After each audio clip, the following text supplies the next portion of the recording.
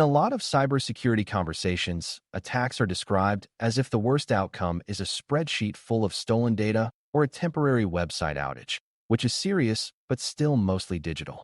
Operational technology, OT, changes that story because OT systems help run electricity, water, manufacturing lines, chemical processing, transportation, and other physical processes that people depend on. When an OT incident causes direct impact, it means the attack moved beyond computers and affected the real world, such as changing how equipment operates, shutting down control functions, or putting safety at risk. For brand new learners, the challenge is not memorizing the names of famous incidents, but learning what each event teaches about how attackers think, how industrial environments are built, and why defense is different when safety and reliability matter.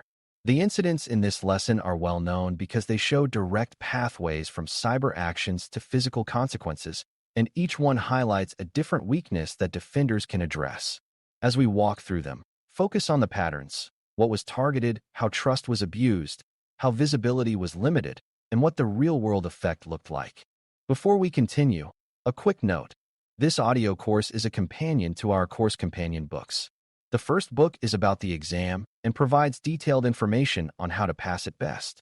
The second book is a Kindle-only ebook that contains 1,000 flashcards that can be used on your mobile device or Kindle. Check them both out at cyber.author.me in the Bare Metal Study Guide series. Stuxnet is often treated as the iconic example of a cyber attack that was designed to cause physical damage, and it is a strong first case because it shows how patient, specialized work can turn a digital foothold into real mechanical stress. At a high level, the attack targeted industrial controllers in a specific environment, with the goal of manipulating equipment operation while hiding the manipulation from human operators. That combination is what makes it particularly educational. It wasn't just about turning something off, but about changing behavior in a way that would be hard to notice until damage accumulated. Stuxnet also teaches an important lesson about assumptions, because many people assume that if a control network is isolated, it is safe by default. The event demonstrated that isolation is often incomplete in practice, because systems still need software updates, engineering work, and data movement, and those paths can become bridges.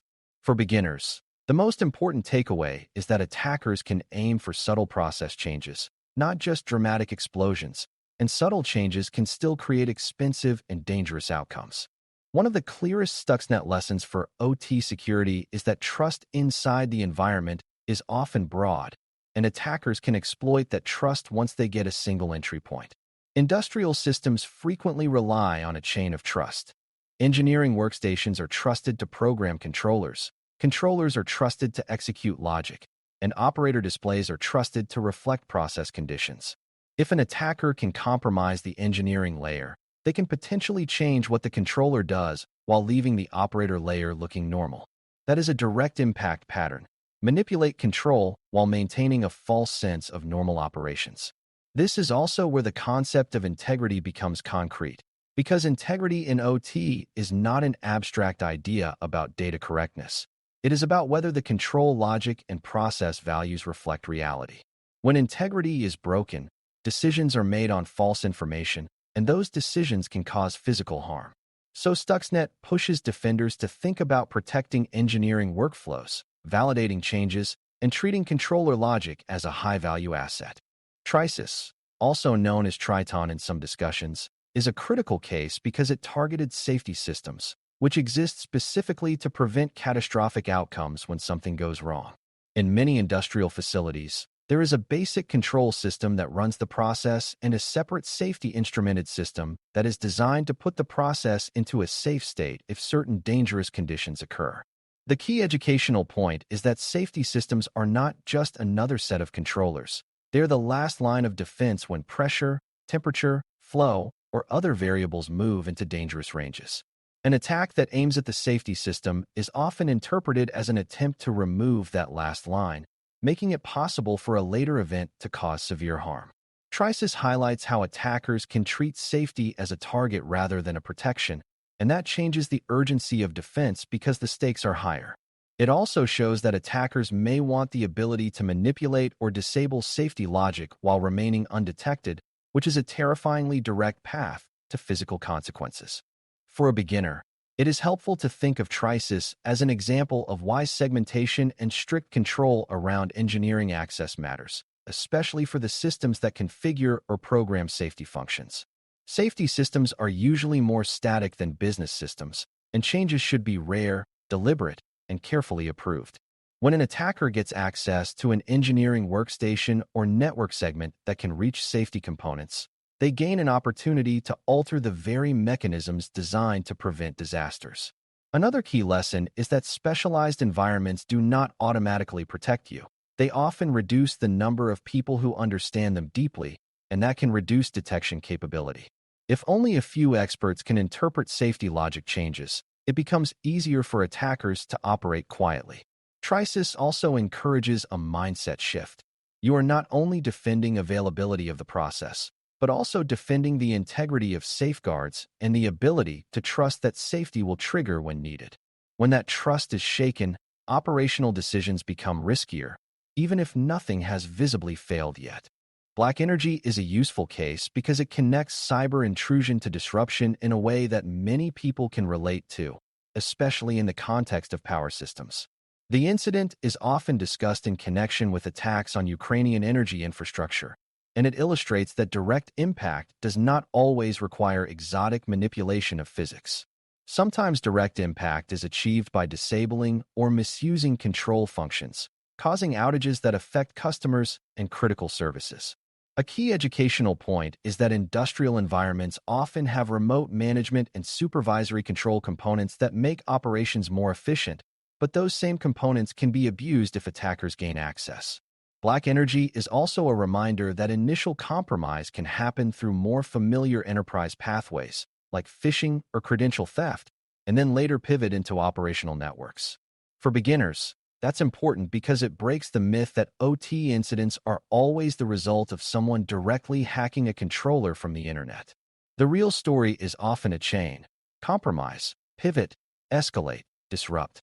What makes BlackEnergy particularly instructive is the way it highlights the human and organizational dimension of OT incidents.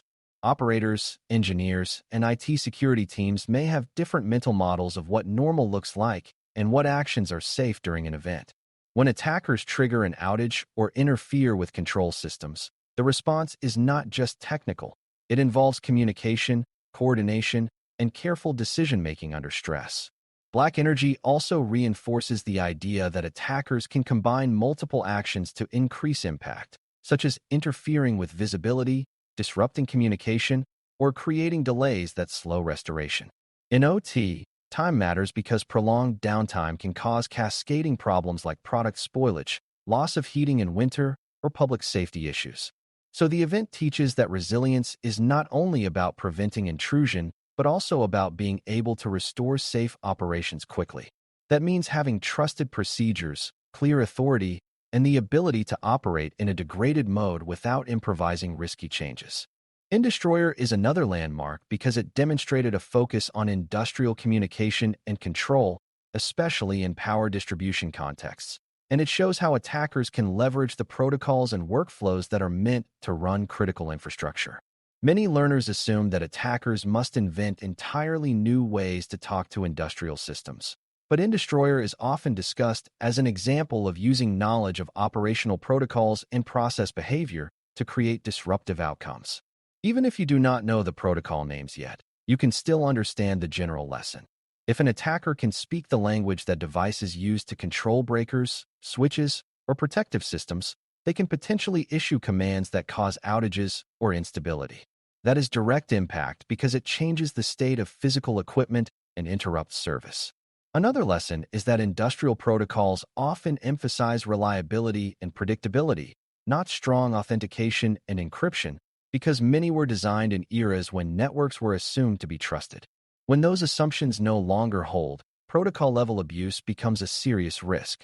Industroyer also teaches the importance of understanding what is normal for your environment, because abnormal control commands can sometimes be detected if you have the right baselines and oversight. In many OT settings, the set of devices that should issue certain commands is limited and known, and the timing of those commands is often aligned with operational schedules. If you build strong change control and monitoring around who can issue control actions and when, you can shrink the attacker's room to maneuver. It also highlights why defenders must collaborate with operations and engineering, because security teams alone may not know whether a command is legitimate, while operators alone may not have the context to interpret it as malicious. The best defensive posture is shared understanding. Security recognizes suspicious patterns, and operations validates whether actions fit the process reality.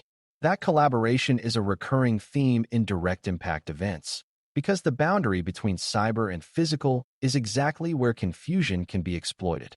FrostyGoop is an example that helps learners see direct impact in contexts that are closer to everyday life, because it is associated with effects on heating or similar services that people rely on, especially in cold climates. Not every direct impact event involves dramatic destruction. Sometimes it involves service disruption that creates hardship and safety risks.